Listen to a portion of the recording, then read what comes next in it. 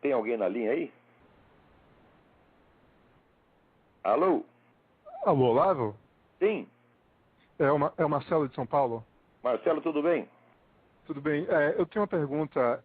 Em uma aula sua da História Essencial da Filosofia, o senhor disse que uma vez teve uma conversa com Whittle Perry e ele disse que o Brasil não era um país de católicos, mas um país de macumbeiros. É verdade, Eu queria saber se o senhor concorda com essa afirmação e queria também que o senhor comentasse um pouco sobre a influência do catolicismo na formação do Brasil e comparasse com os Estados Unidos. Olha, aí eu tenho A que influência do responder cristianismo como o lá. Papa João Paulo II disse. Ele esteve aí no Brasil, observou, conhece, tem muita informação. Ele disse uma coisa muito certa. Ele disse: os brasileiros são católicos no sentimento, mas não são na fé. Quer dizer, é um catolicismo estético. O catolicismo feito de sentimentos. De sentimento e imaginação. Mas é um pessoal que não conhece sequer a doutrina. Tá vendo o que eu estava contando agora mesmo? Se você fala para eles que a existência de Deus é matéria de conhecimento e não de fé, eles dizem que você é agnóstico. Como é que você pode discutir com um ignorante desse, porra? Que não lê nem São Tomás de Aquino, não sabe merda nenhuma, tá entendendo? Quer dizer, o pessoal não leva a sério a questão doutrinal. Eles simplesmente não estudam.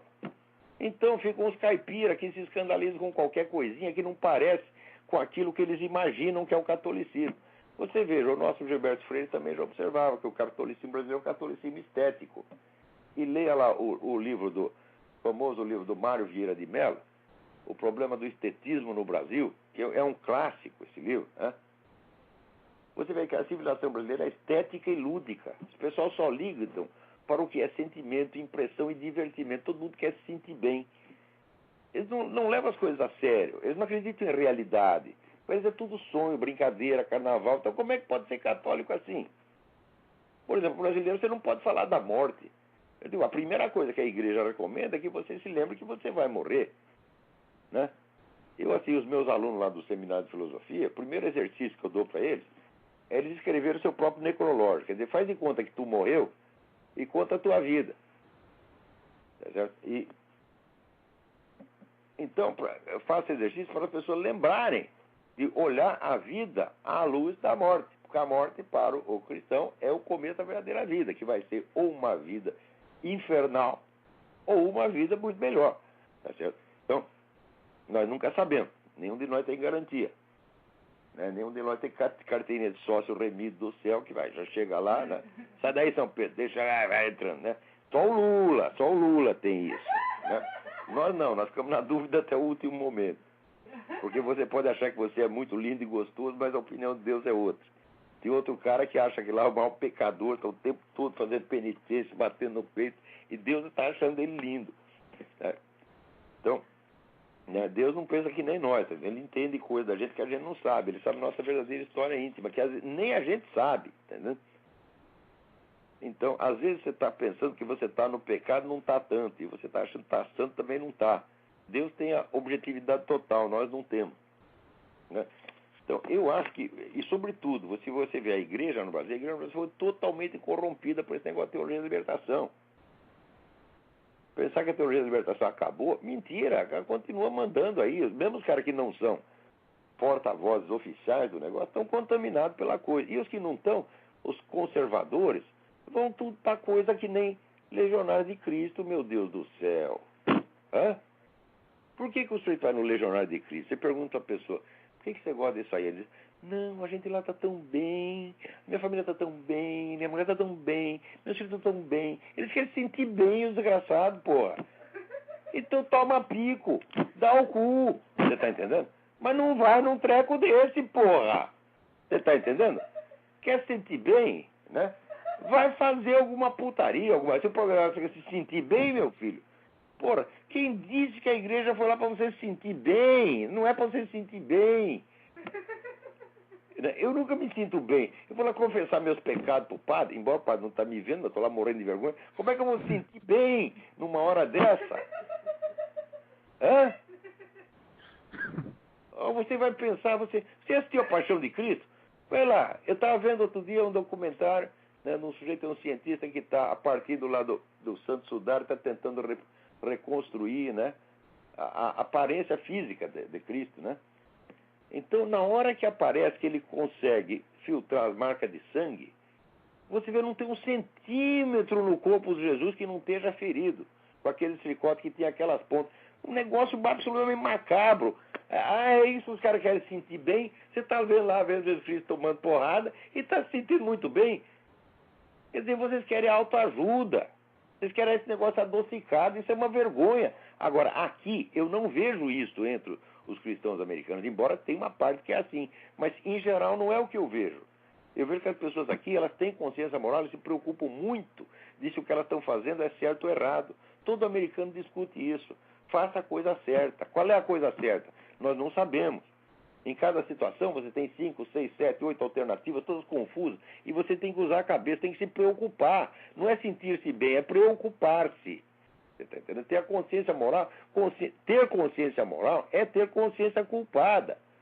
Se não culpado do que você fez, culpado do que você pode fazer nos próximos 10 minutos, 15 minutos. Agora, esse pessoal nunca quer ter problema de consciência. Né? Eles nunca querem ter perplexidade.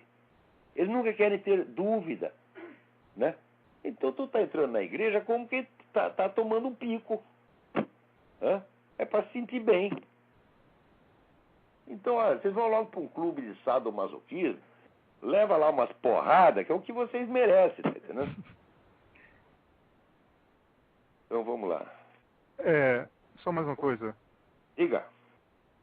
O senhor acha que o cristianismo teve alguma importância na formação das instituições no Brasil, como teve nos Estados Unidos? Não teve uma influência tão profunda. Por quê? Porque durante o Império, a igreja foi impedida de agir. Você não pode esquecer que tanto Dom Pedro I quanto Dom Pedro II eram inimigos da igreja. O Dom Pedro II foi um grande governante, não nego os méritos dele, mas eram ambos inimigos da igreja. Então eles proibiram a ação da igreja de todas as maneiras. Veja, quando começou o Império no Brasil, em 1822, havia 3 mil monges no Brasil. Quando terminou, quando veio a República, tinha 8. Por que que a igreja apoiou o movimento republicano? Porque o Império estava sufocando a igreja. Então nós ficamos quase 100 anos, tá certo? Sem a atividade catequética normal. Não podia abrir novas escolas religiosas. Foi a mesma coisa. Não houve aquela perseguição sangrenta que houve no México, por exemplo, que eles mataram padre para danar. Tá certo? Mas houve aquela coisa brasileira, que é como o Lula faz, é tudo adocicado, tá? É barata, morde a sopra, tá entendendo? Então, houve essa opressão gentil.